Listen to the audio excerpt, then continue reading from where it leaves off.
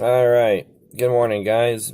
We're going to go over the 8 vaccine bills that are currently in either New York State Senate committees or New York State Assembly committees.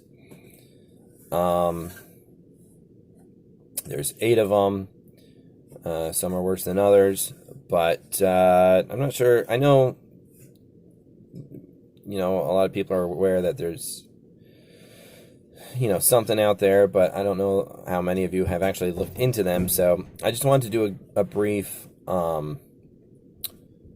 summary of the bills. And if you go to upstatesettler.blogspot.com, you can. I've got a post up there: 8 New York State vaccine bills in committee, and you can click on the bills. And, it's got a summary in there, but you can also click on the links and go look at the bills in more detail. So I'm just going to go through these real quick. Assembly Bill 87, I'll start over. Assembly Bill A7838. Sponsor is Zombrowski. Requires the Department of Health to approve medical exemptions from immunization requirements. Yeah, so basically, if you want to, get a medical exemption for your child, instead of being able to get an exemption from your doctor, it has to go to the higher ups. Senate Bill 4244C. Sponsor is Liz Kruger. Permits any child who is at least 14 years of age to have administered to himself or herself certain immunizations required or recommended by law. No parental consent required. So your 14-year-old can go get vaccinated without you, basically. Or they might use it to push that on 14-year-olds and say that your kid agreed to it. Who knows? All right. Senate Bill 3899A. Sponsor Liz Kruger. Provides treatment for sexually transmitted diseases to minors without parents' or guardians' consent. So they can vaccinate your child. Presumably this would happen in schools, maybe maybe at the doctor's office, but they don't need you to consent to it. Senate Bill S6717. Sponsor Brad Holman. I think that's how you say his name, Holman. I believe this is the guy that sponsored the bill that passed this past year, eliminating religious exemptions for immunizations. So this bill relates to the publication of immunization information, requires schools to provide immunization information to the Commissioner of Health, requires the Department of Health to make immunization information, including rates of immunization, available on its websites. So this is just a way to track what's going on, basically. Senate Bill S2276, sponsor Brad Holman. This is the one that I'm much more concerned about. This bill would require any child entering a licensed... Oh, wait, no, sorry, this is not the one I was thinking of. This bill would require any child entering a licensed and registered child daycare home, program, or facility to be immunized with adequate doses against influenza virus.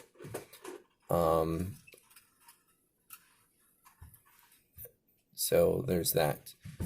There's 3 bills by Senator Brad Holman. Senate Bill S298B provides for the immunization of all children born after January 1st, 2009 against the human papillomavirus, or HPV.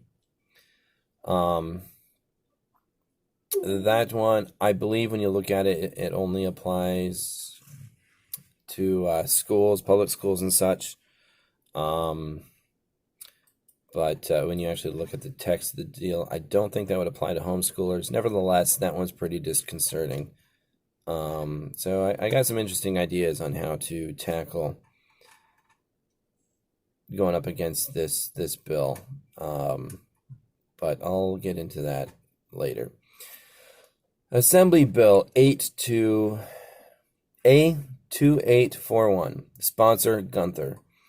The commissioner shall promulgate rules and regulations requiring each children's overnight camp, summer day, and traveler's summer day camp to ensure that employees working at such camps be immunized against mumps, measles, rubella, diphtheria, varicella, pertussis, and tetanus.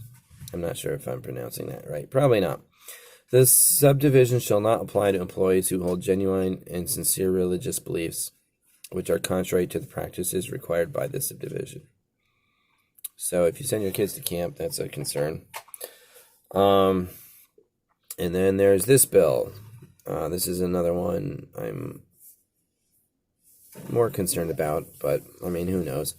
Assembly Bill A99. Sponsor Perry, relates to the removal of cases, contacts, and carriers of communicable diseases that are potentially dangerous to public health. I believe, I don't have the summary here on the blog, but when you look at the text, more or less they can decide you're a threat to public health and lock you up. That's kind of how it's worded. Whether they would actually attempt to use that, who knows, but that's the bill.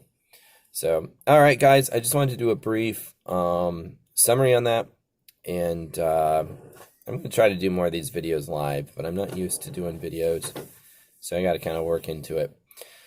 But there you go. That's the summary. A lot of people, one of the things you got to be careful about these bills, I think, is they do tend to encourage a lot of fear, and I don't think that's the proper response.